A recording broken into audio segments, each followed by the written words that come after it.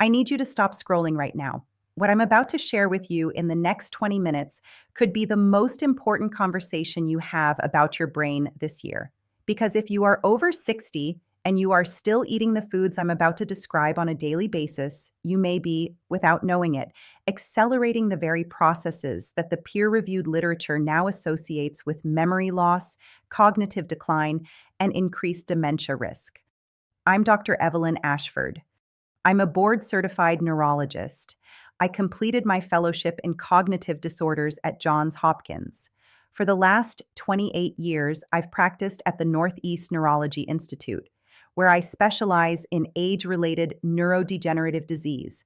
I'm the author of 2 books on brain aging and cognitive longevity, and what I'm about to tell you is the kind of conversation I have with my patients in the exam room, and most people will never hear it.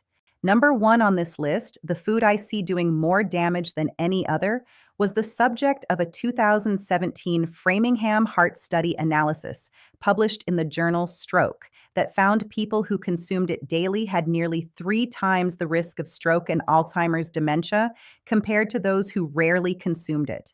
3 times the risk. I'll give you everything you need by the end. Don't skip ahead. Before we begin, I want to be clear. This content is for educational purposes only. It is not personalized medical advice. Nothing I share today is intended to diagnose, treat, or cure any disease. If you are taking medication, do not stop or change anything without speaking to your own physician. The information here is the result of decades of clinical observation and peer-reviewed research, but your health decisions belong with you and your doctor. Now, before we get into the list, I want you to do something for me. In the comments below, tell me your age and tell me one cognitive symptom you've noticed in the last 12 months, even a small one, a name you couldn't recall, a word that disappeared mid-sentence, a moment of disorientation in a familiar place. I read every comment on this channel, and the patterns I see in those answers shape every video I make. Take 10 seconds. It matters. Let's begin. Number 5. Refined carbohydrates with a high glycemic load. I am talking about white bread, white rice, instant oatmeal, breakfast cereals, crackers, pretzels, and the staggering volume of refined starch that defines the standard American breakfast and snack landscape. A landmark study from the Mayo Clinic, published in 2012 in the Journal of Alzheimer's Disease, followed adults aged 70 and older and found that those with the highest carbohydrate intake were nearly 4 times more likely to develop mild cognitive impairment compared to those with the lowest intake, a finding that has been reinforced by the French 3-city study, particularly in adults carrying the APOE4 genetic variant. Here is what most physicians don't have time to explain. When you consume a meal of refined carbohydrates, your blood glucose rises sharply and your pancreas releases a corresponding surge of insulin. Over years, the cells of your body, and crucially, the cells of your brain, become less responsive to insulin's signal. This is what we now call insulin resistance, and when it develops in the brain, some researchers have begun referring to Alzheimer's disease as type 3 diabetes. Your hippocampus, the seahorse-shaped structure responsible for forming new memories, is one of the most insulin-sensitive regions in the entire body. When circulating insulin remains chronically elevated, hippocampal neurons begin to lose their ability to absorb glucose efficiently.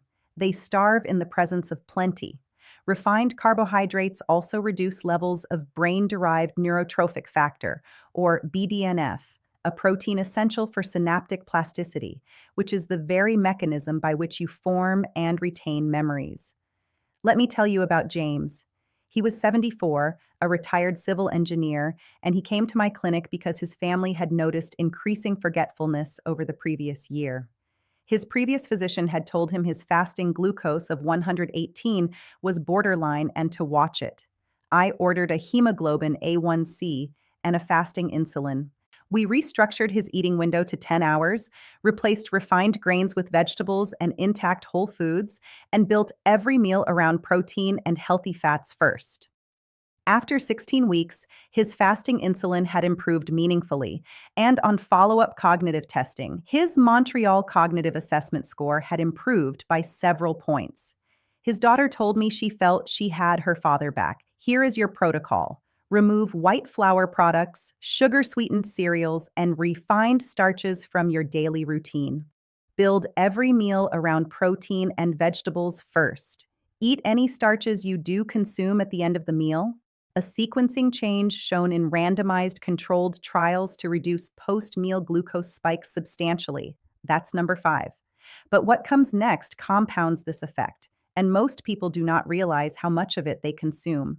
Number 4, added sugars, particularly from sugar-sweetened beverages. A 2024 prospective cohort study published in BMC Medicine, drawing on data from over 210,000 UK biobank participants, found a clear association between high free sugar intake and increased dementia risk.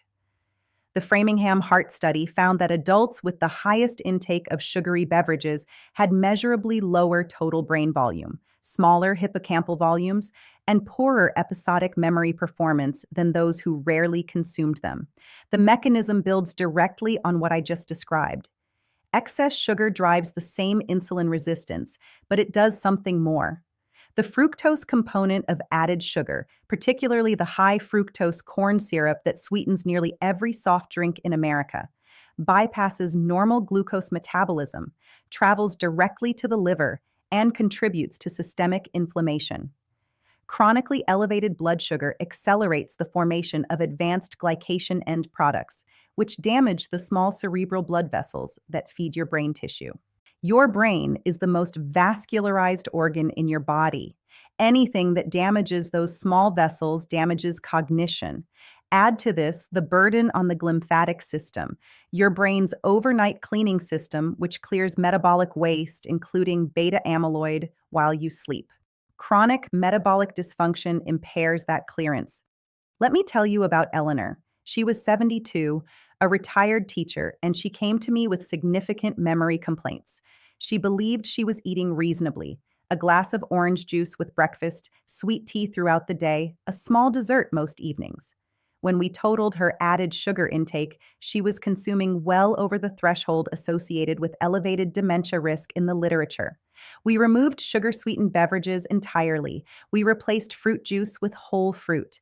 We replaced evening sweets with a small portion of berries and unsweetened Greek yogurt. After 12 weeks, her cognitive testing showed measurable improvement in episodic memory, and her HSCRP, a marker of systemic inflammation, had dropped meaningfully.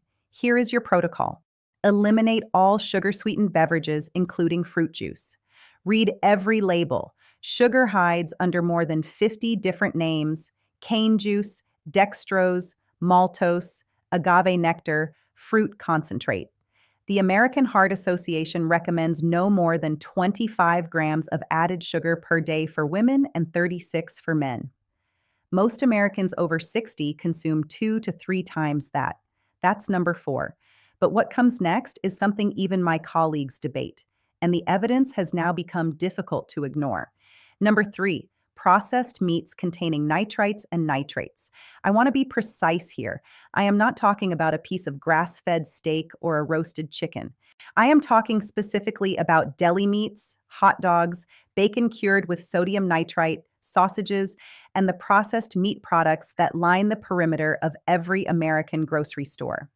A 2021 cohort study published in the American Journal of Clinical Nutrition, drawing on data from nearly 500,000 UK biobank participants, found that each additional 25 grams of processed meat consumed per day, that is roughly 1 slice of deli ham, was associated with a 44% increased risk of all-cause dementia and a 52% increased risk of Alzheimer's disease. These were the actual hazard ratios from the published data. The Nurses' Health Study, with 38 years of follow-up data published in 2024, confirmed a 15% increased dementia risk at intake levels as low as a quarter serving per day. The mechanism is twofold. First, the sodium nitrite added to these meats as a preservative converts in the gastrointestinal tract to nitrosamines. Nitrosamines cross the blood-brain barrier and contribute to oxidative stress within neurons, damaging mitochondrial function. Your mitochondria are the energy factories of every brain cell. When mitochondrial function is impaired, neurons cannot generate the ATP they need to maintain synaptic plasticity. Second, the high levels of advanced glycation end products formed during the high temperature curing process accelerate vascular damage in the small vessels that feed your brain. Let me tell you about Harold. He was 70, a Vietnam veteran, and he came to me with peripheral neuropathy in his feet and increasing word finding difficulties. His previous physician had attributed it to aging. I asked him to keep a 7-day food journal. He was eating bacon every morning, a deli sandwich every lunch, and processed sausage 2 evenings a week. We eliminated nitrite-cured meats and replaced them with fresh roasted turkey, eggs, sardines, and uncured options. After 12 weeks, his word finding had improved, and the burning in his feet had reduced significantly enough that he was sleeping better than he had in years. Importantly, the same UK Biobank study found that unprocessed red meat, without the curing chemicals, was associated with reduced dementia risk. So the issue is not meat itself. The issue is what is being added to preserve it. Here is your protocol. Read every label. If you see sodium nitrite or sodium nitrate, put it back. Choose fresh roasted meats, wild-caught fish, pasture-raised eggs, and uncured options preserved with celery powder. That's number 3. But what comes next is something millions of seniors consume every single day, believing it is a healthy alternative. Number 2, artificially sweetened beverages, diet soda, the no-sugar alternatives that fill American refrigerators. Now, I want to give you the actual data because this is the finding that should sit with you. A 2017 prospective cohort study from the Framingham Heart Study, published in the journal Stroke and led by Dr. Matthew Pace, followed nearly 3,000 adults over the age of 45 for 10 years. Participants who consumed at least one diet soda per day had nearly 3 times the risk of ischemic stroke and nearly 3 times the risk of Alzheimer's dementia compared to those who consumed less than one per week. A 2025 study from the Brazilian ELSA Brazil cohort, published in Neurology, has reinforced this finding with a broader range of artificial sweeteners. Here is the mechanism, and I need you to understand this is not theory. This is cellular biology. Artificial sweeteners, aspartame, sucralose, acesulfame potassium, saccharin, disrupt the gut microbiome in ways that have now been documented in multiple peer-reviewed studies. Your gut microbiome produces precursors to serotonin, dopamine, and GABA, your major neurotransmitters. The vagus nerve, which connects your gut to your brainstem, transmits signals from this microbiome to your brain continuously. When the microbiome is dysregulated, those signals turn inflammatory. We call this the gut-brain axis, and when it is in a chronic inflammatory state, your prefrontal cortex and your hippocampus pay the price. Furthermore, artificial sweeteners appear to disrupt the normal relationship between sweetness and caloric reward, a metabolic confusion that has been associated with increased rates of metabolic syndrome, the same condition that drives the cognitive decline we discussed in items 4 and 5. Let me tell you about Patricia. She was 66, recently retired, and she came to me with what she called a fog that wouldn't lift. She had switched from regular soda to diet soda 15 years earlier, believing she was making a healthy choice. She was drinking 3 cans a day. Her previous physician had diagnosed her with menopause-related cognitive changes. I asked her before we ordered any further imaging to give me 12 weeks. We eliminated all artificially sweetened beverages. We replaced them with sparkling water, herbal teas, and plain water with lemon. After 12 weeks, the fog had measurably lifted. Her processing speed score on formal testing had improved. Here is your protocol. Eliminate all artificially sweetened beverages and foods. Read labels for aspartame, sucralose, acesulfame potassium, saccharin, and the increasingly common sugar alcohols like erythritol, which a 2023 study from the Cleveland Clinic linked to elevated cardiovascular event risk.